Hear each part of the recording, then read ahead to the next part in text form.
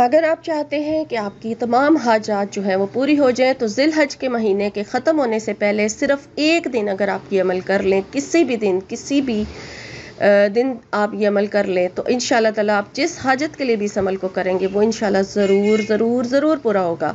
आपने क्या करना है, सबसे पहले आपने बावज़ू हो जाना है। बावज़ू होने के बाद अपने मकसद की नियत कर लें और मकसद की नियत करने के बाद फिर आपने एक तस्बीह इस्तग़फ़ार की पढ़नी है और फिर उसके बाद आपने एक तस्बीह दुरूद शरीफ की पढ़नी है। आप दुरूद शरीफ अगर आप दुरूद इब्राहिमी पढ़ रहे हैं तो फिर आप 11 मरतबा पढ़ लें, और अगर कोई छोटा दुरूद शरीफ ज़्यादा पढ़ना चाहते हैं, ज़्यादा तादाद में अगर दुरूद इब्राहिमी भी पढ़ सकते हैं तो ज़रूर पढ़िए।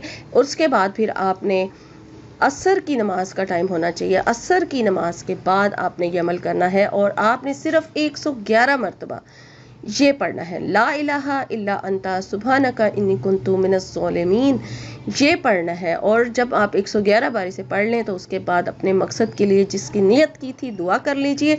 दुआ करने के बाद फिर आपने दुरूद शरीफ पढ़ना है 11 मरतबा, अगर शुरू में पढ़ा है तो फिर 11 बार एंड पे दुरूद शरीफ पढ़ें दुआ मांगने के बाद। तो इंशाअल्लाह ताला इस एक दिन के अमल से आपकी वो हाजत ज़रूर पूरी होगी जिसके लिए आप ये अमल कर लेंगे। ज़िलहज का बहुत ही ख़ास अमल है, ज़िलहज का महीना ख़त्म होने से पहले पहले इस अमल को कर लीजिए। शुक्रिया, अल्लाह हाफ़िज़।